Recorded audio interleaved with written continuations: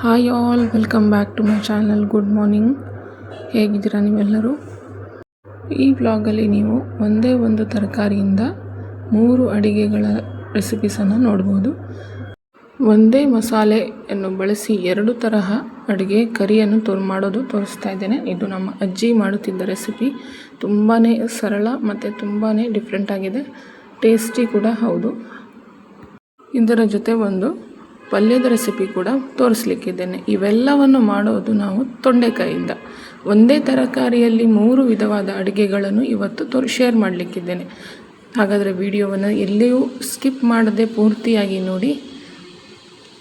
Video start ಮಾಡೋದಕ್ಕಿಂತ ಮುಂಚೆ ನನ್ನ ಈ ವ್ಲಾಗ್ಗಳು ನಿಮಗೆ ಇಷ್ಟ ಆಗಿದ್ದಲ್ಲಿ, ನನ್ನ videos, recipes, skin care tips ಎಲ್ಲ ಇಷ್ಟ ಆಗಿದ್ದಲ್ಲಿ ಲೈಕ್ ಮಾಡಿ, ಶೇರ್ ಮಾಡಿ ಮತ್ತು ನಿಮ್ಮ ಫ್ರೆಂಡ್ಸ್ ಜೊತೆ ಶೇರ್ ಮಾಡ್ಕೊಳ್ಳಿ ಮತ್ತು ಸಬ್ಸ್ಕ್ರೈಬ್ ಮಾಡಿ ಫ್ರೆಂಡ್ಸ್.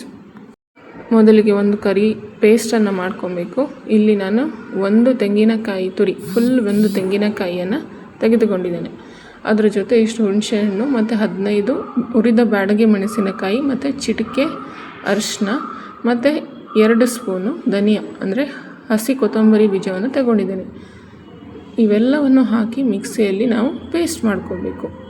ಈ ಒಂದು ಪೇಸ್ಟಿಂದ ನಾವು 2 ಕರಿಯನ್ನು ಮಾಡಲಿಕ್ಕಿದ್ದೇವೆ. ಇದು ನನ್ನ ಅಜ್ಜಿ ಮಾಡ್ತಾ ಇದ್ದ ರೆಸಿಪಿ. ತುಂಬಾ ಚೆನ್ನಾಗಿರುತ್ತೆ, ತುಂಬಾ ಸಿಂಪಲ್ ಕೂಡ ಮತ್ತು ತುಂಬ ಟೇಸ್ಟಿ ಕೂಡ ಇರುತ್ತೆ. ಖಂಡಿತ ಟ್ರೈ ಮಾಡಿ. ಮೊದಲಿಗೆ ಈ ಪೇಸ್ಟಲಲ್ಲಿ ಈಗ ತೊಂಡೆಕಾಯಿಯನ್ನು ಹಾಕಿಬಿಟ್ಟು ನಾವು ಈ ಥರ ಗುದ್ದಬೇಕು. ಈ ಥರ ಗುದ್ದಿ ಮಾಡುವಂಥದ್ದು ಅಡುಗೆ.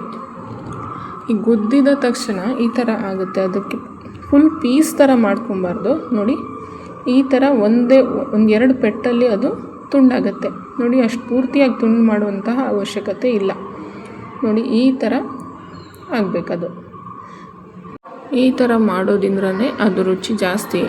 ಇದು ಇಷ್ಟ ಆಗಲ್ಲ ಅಥವಾ ಕಟ್ ಮಾಡಿನೇ ಮಾಡ್ತೀರಾ ಅಂದರೆ ಇದು ಆಪ್ಷನಲ್, ನಿಮ್ಗೆ ಯಾವ ಥರ ಬೇಕೋ ಆ ಥರ ಮಾಡ್ಕೊಬೋದು. ಇವಾಗ ನಾವು ಕುಕ್ಕರಲ್ಲಿ ಇದನ್ನು ಸ್ಟೀಮ್ ಮಾಡ್ಕೊಬೇಕು.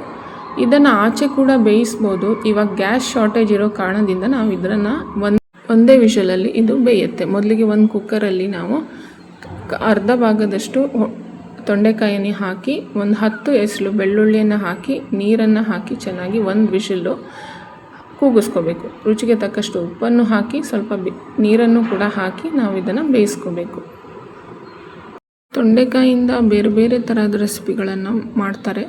ಇದನ್ನು ಕೂಡ ಒಮ್ಮೆ ಟ್ರೈ ಮಾಡಿ. ತುಂಬ ಡಿಫ್ರೆಂಟ್ ಆಗಿದೆ, ತುಂಬ ಚೆನ್ನಾಗಿದೆ ಮತ್ತು ವೆರಿ ಈಸಿ ಟು ಮೇಕ್. ಖಂಡಿತ ನಿಮ್ಗೆ ಇಷ್ಟ ಆಗುತ್ತೆ ಅಂತ ನಾನು ಭಾವಿಸ್ತೀನಿ. ಇವಾಗ ನೋಡಿ, 1 ವಿಷಲ್ ಇದನ್ನು ಕೂಗಿಸ್ಕೋಬೇಕು ನಾವು.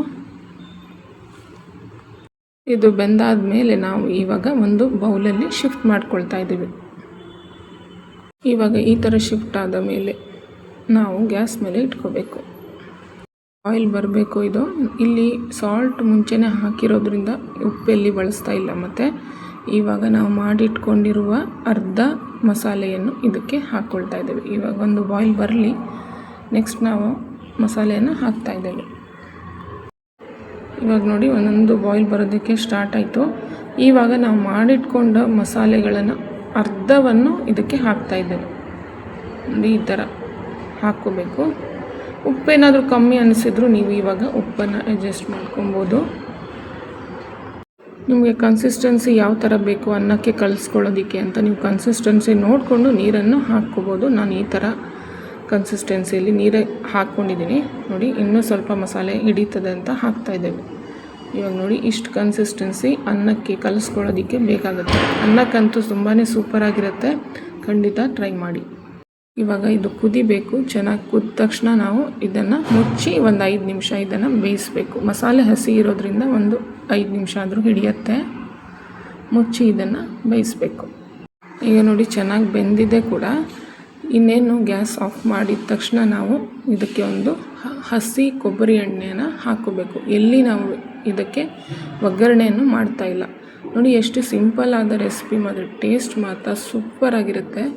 ನೋಡಿ, ಹಸಿ ಕೊಬ್ಬರಿ ಎಣ್ಣೆನ ಒಂದು 2 ಚಮಚ ಹಾಕ್ಕೊಂಡು ಈ ಥರ ಮಿಕ್ಸ್ ಮಾಡಿ ಇವಾಗ ಇದನ್ನು ಮುಚ್ಚಿ ಒಂದು 5 ನಿಮಿಷ ಹಾಗೇ ಇಡಬೇಕು, ಅಲ್ಲಾಡಿಸ್ಬಾರ್ದು.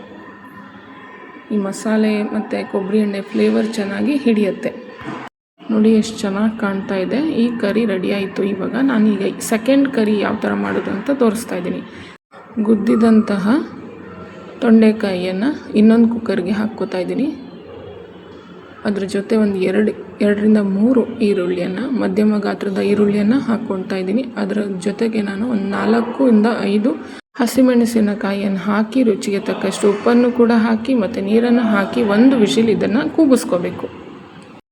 ತೊಂಡೆಕಾಯಿಯನ್ನು ಆಚೆ ಕೂಡ ಬೇಯಿಸ್ಬೋದು, ಅದು ತುಂಬ ಹೊತ್ತು ಹಿಡಿಯುತ್ತೆ ಅಂತ ನಾವು ಪ್ರೆಷರ್ ಕುಕ್ಕರಲ್ಲಿ ಹಾಕ್ತಾಯಿದ್ದೇವೆ. ಸ್ಟೀಮ್ ಕೂಡ ಮಾಡ್ಬೋದು. ಈ ಗ್ಯಾಸ್ ಶಾರ್ಟೇಜ್ ಇರೋ ಕಾರಣದಿಂದ ನಾನು ಪ್ರೆಷರ್ ಕುಕ್ಕರಲ್ಲಿ ಬೇಯಿಸ್ಕೊಂಡಿದ್ದೇನೆ. ಇವಾಗ ಇದನ್ನು ಒಂದು ಪಾಟಲ್ಲಿ ಶಿಫ್ಟ್ ಮಾಡಬೇಕು. ಇವಾಗ ಗ್ಯಾಸ್ ಮೇಲೆ ಇಡ್ತಾಯಿದ್ವಿ. ಇದನ್ನು ಇವಾಗ ಬಾಯ್ಲ್ ಆಗೋದಕ್ಕೆ ಬಿಡಬೇಕು. ಬಾಯ್ಲ್ ಆಗೋಕ್ಕೆ ಸ್ಟಾರ್ಟ್ ಆಯಿತು. ಇವಾಗ ಉಳಿದ ಮಸಾಲೆಯನ್ನು ಇದಕ್ಕೆ ಹಾಕಿ ಕನ್ಸಿಸ್ಟೆನ್ಸಿ ಎಷ್ಟು ಬೇಕೋ ಅಷ್ಟು ನೀರನ್ನು ಹಾಕಿ ಕುದಿಸ್ಬೇಕು. ನನ್ನ ಅಜ್ಜಿ ತುಂಬ ಇದನ್ನು ಮಾಡ್ತಾಯಿದ್ರು. ನಮ್ಮ ಮನೆಯಲ್ಲಂತೂ ಎಲ್ರಿಗೂ ಇದು ತುಂಬಾ ಇಷ್ಟ. ಇವಾಗ ಇದನ್ನು ಚೆನ್ನಾಗಿ ಮಿಕ್ಸ್ ಮಾಡ್ಕೊಳ್ಳಿ. ಇವಾಗ ನೀರು ಸ್ವಲ್ಪ ಹಾಕ್ತಾಯಿದ್ದೀವಿ. ಸೇಮ್ ಮಸಾಲೆ ಪಾತ್ರೆಗೆ ಸ್ವಲ್ಪ ನೀರನ್ನು ಹಾಕಿ ಕನ್ಸಿಸ್ಟೆನ್ಸಿ ಅನ್ನಕ್ಕೆ ಎಷ್ಟು ಬೇಕೋ ಅಷ್ಟು ಹಾಕಿ ಹದವಾಗಿ ಕುದಿಸ್ಬೇಕು.